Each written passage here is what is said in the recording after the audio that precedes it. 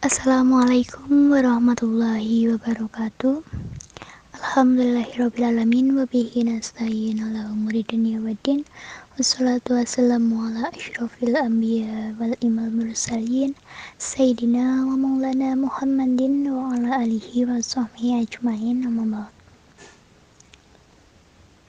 Yang terhormat Bapak Ahmad Taufik MPDI selaku dosen pengampu mata kuliah Ulumul Quran dan teman-teman kelas PAIH yang saya sayangi dan yang saya banggakan. Puji syukur kehadirat Allah Subhanahu wa Ta'ala yang senantiasa memberikan rahmat hidayahnya sehingga kita dapat berkumpul untuk mengikuti pembelajaran daring Ulumul Quran. Langsung saja. Sebelumnya, perkenalkan nama saya Nur Aziza selaku moderator.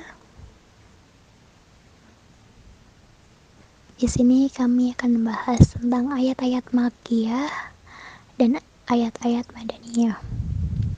Langsung saja untuk mengefisienkan waktu.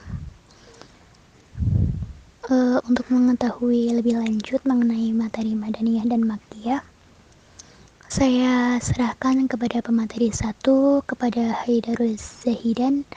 Saya persilakan. Pengertian Makkiyah dan Madaniyah.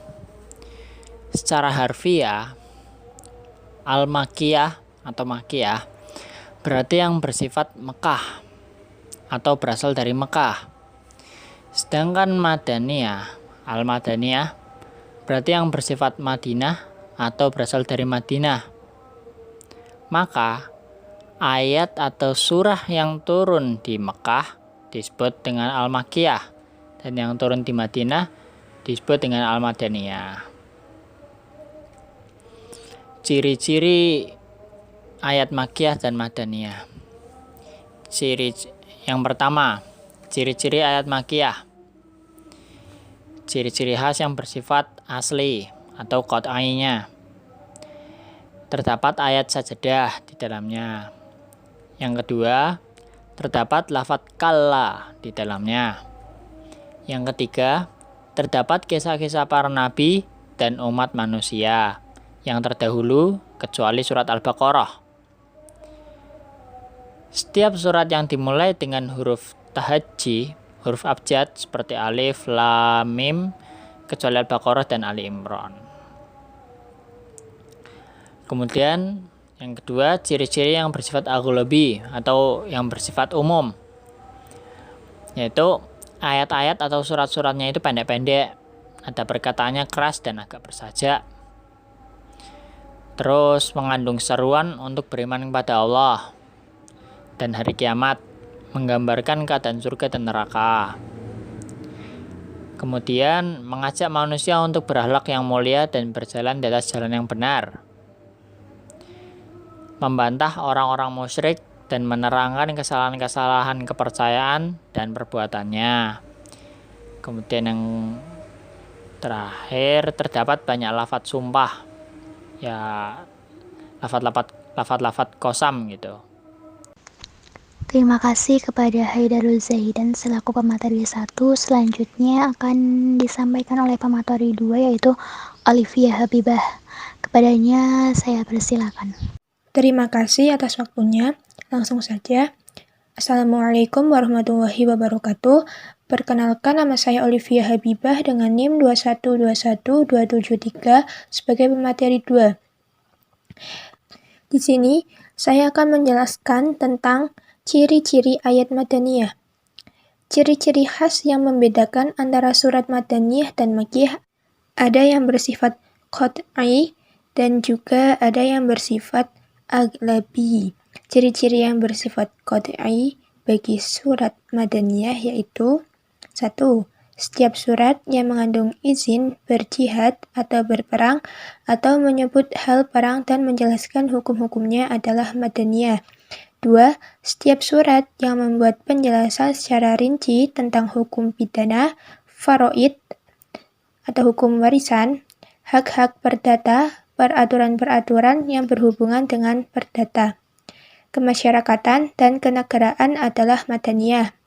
Setiap surat yang menyinggung hal ihwal orang-orang munafik adalah madaniyah, kecuali surat Al-Ankabut yang diturunkan di Mekah.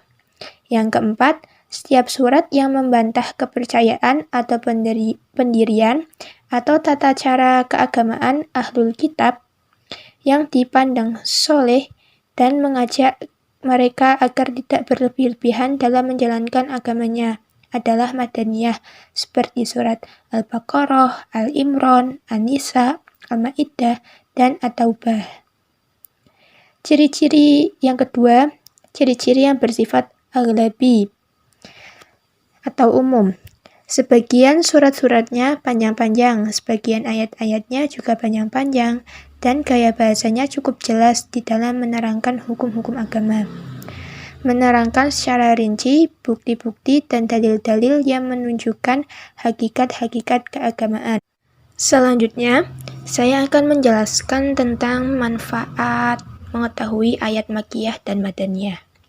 Pengetahuan tentang Makkiyah dan Madaniyah banyak faedahnya, diantaranya 1. Untuk dijadikan alat bantu dalam menafsirkan Al-Quran. Kedua, meresapi gaya bahasa Al-Quran dan memanfaatkannya dalam metode berdakwah menuju jalan Allah Subhanahu wa Ta'ala. Dan yang ketiga, mengetahui sejarah hidup Nabi melalui ayat-ayat Al-Quran. Cukup sekian presentasi yang dapat saya sampaikan. Selanjutnya saya kembalikan kepada moderator. Sekian dari saya. Wassalamualaikum warahmatullahi wabarakatuh. Demikian presentasi dari kelompok kami. Kurang lebihnya mohon maaf. Wallahul muwaffiq ila aqwamit thoriq. Wassalamualaikum warahmatullahi wabarakatuh.